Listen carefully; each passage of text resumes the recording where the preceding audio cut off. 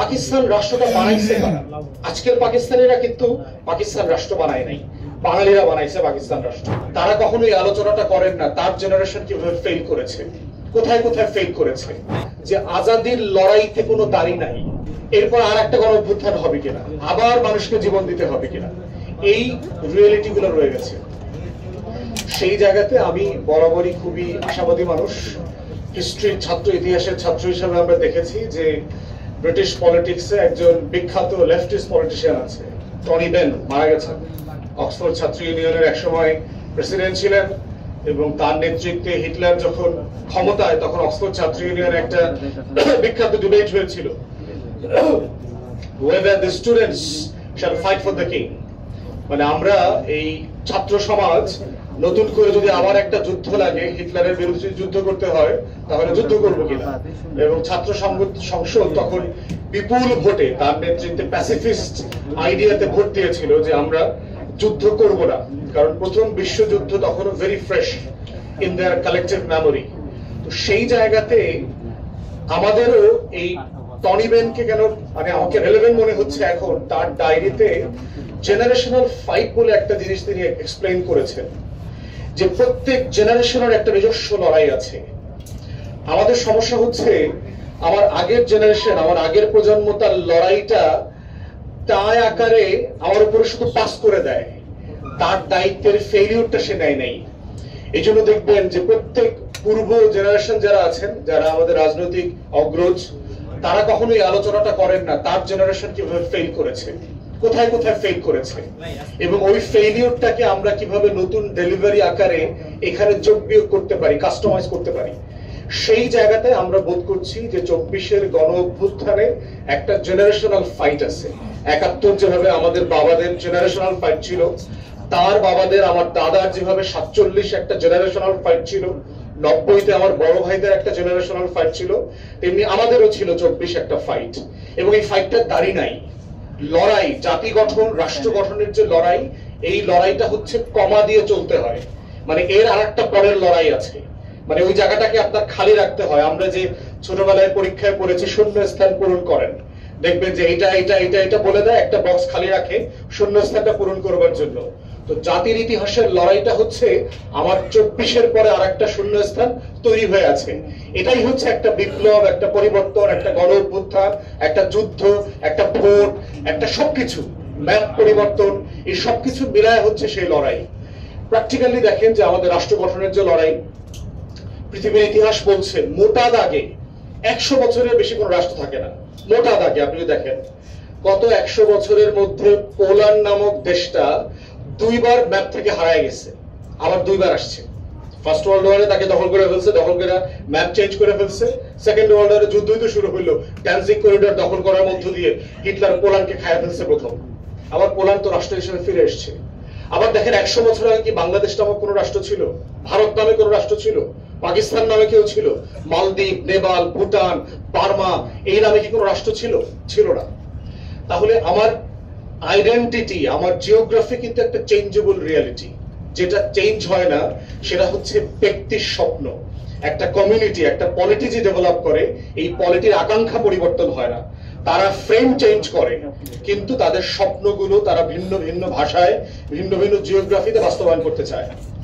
Third কথা হচ্ছে জুলাই সনদকে দেখতে হবে আমার ঐতিহাসিক আকাঙ্ক্ষার জায়গায়। দেখেন 2005 সালে যখন বঙ্গভঙ্গ হলো, আপনি যদি হিস্ট্রি পড়েন, এই ভূখণ্ডের মানুষ যে কি পরিমাণ ইন্সপায়ার্ড হয়েছিল, যে পূর্ব বাংলা, আসামের কিছু অংশ নিয়ে একটা নতুন অ্যাডমিনিস্ট্রেটিভ প্রশাসনিক শাখা হয়েছে, যেটার মাধ্যমে ব্রিটিশ কলোনিয়াল রুলাররা যারা আছে তারা কিঞ্চিত হলেও এখানে ডেভেলপমেন্ট করবে, কিছু কাজ করবে। এবং আপনি দেখবেন যে বাংলাদেশের প্রচুর primary school, high school, college দেখবেন ওই সময়টাতে প্রতিষ্ঠিত। স্কুলগুলো, কলেজগুলোর নামও দেখবেন interesting, jubilee school, jubilee college, এরকম দেখবেন খুব বিখ্যাত বিখ্যাত বিভিন্ন জেলাতে স্কুল কলেজ আছে। এবং সেটা সেই সময়টাতে হয়েছে 1905 থেকে 1911। আবার দেখেন মুসলিম লীগ তার 1 বছর আগে হয়েছে 4-এ। মুসলিম লীগের কনফারেন্স দেখেন এখানে হয়েছে শাহবাগে। তো সেইখানে মুসলিম লীগের প্রতিষ্ঠা নিয়ে নিখিল ভারত মুসলিম লীগ, মানে যেই মুসলমানরা মোগল এম্পায়ার আকারে 1757, তারপরে হচ্ছে 1836 দিল্লি হারাইলো, এরপরে বাহাদুর শাহ জাফরকে রেঙ্গুনে পাঠাইলো, সেই যে ক্ষমতা হারানো 500 বছরের গ্লোরি, সেখান থেকে সে দেখতে পাচ্ছে যে আবার একটা ইউনিটির জায়গা তৈরি হচ্ছে কিনা, কিন্তু সে আবার ফেল করলো।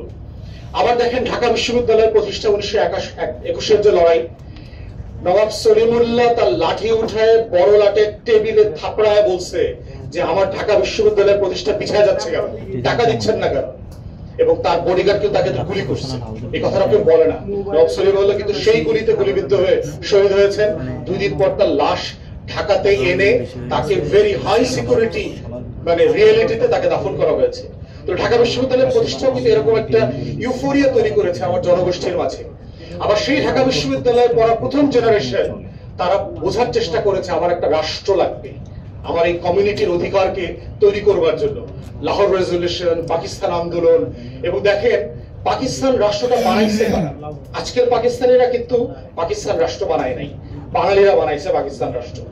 46 এর ইলেকশনে দেখেন মুসলিম লীগ পাকিস্তানের কোন প্রভিন্সে মেজরিটি হয় নাই এবং সরকার গঠন করতে পারে নাই, এক্সেপ্ট ইন বেঙ্গল। তারা সরকার গঠন করেছে এখানে। কেন? ওই যে জমিনদারি প্রথা বিলুপ্ত করা হবে, ওই আমার কমিউনিটির আকাঙ্ক্ষা, আমার স্বপ্ন যে আমরা আবার সমান হব, আমরা প্রজা থাকবো না। তো এই যে ইউফোরিয়াটা তৈরি করলো পাকিস্তান রাষ্ট্র, জমিদারি প্রথা বিলুপ্ত করা, কিন্তু আবার এটা একটা ফ্রাস্ট্রেশন তৈরি করা শুরু করলো যখন দেখা গেছে যে মেজরিটির ভাষাকে ভাষা আকারে রিকগনাইজ করা হচ্ছে না। তার ভিতরে একটা ফ্রাস্ট্রেশন, ডিপ্রেশন এবং একটা হতাশা তৈরি করেছে। আবার রাষ্ট্র প্রকল্পে হাত দিতে হয়েছে, আবার 71 তৈরি হয়েছে। তো এই কমাগুলোর কথা কেন বলছি? যে আজাদির লড়াইতে কোনো দাড়ি নাই। এই জন্য আমরা গণ অভ্যুত্থান নিয়ে যেভাবে গর্বিত, আমরা এটাকে সাকসেসফুল করতে চাই। এট দ্য সেম টাইম মনে রাখতে হবে এই লড়াইয়ের পরের শূন্যস্থানটার জন্য আমার লড়াইয়ের প্রস্তুতি নিতে হবে। সবকিছু এইবার আমি অর্জন করতে পারবো না। কোনটা প্র্যাকটিক্যালি এখনই অ্যাচিভেবল সেটা নিয়ে আমাকে লড়াই করতে হবে, কোনটা আমি আগামী দিনের ফাইটের জন্য রেখে দিয়েছি।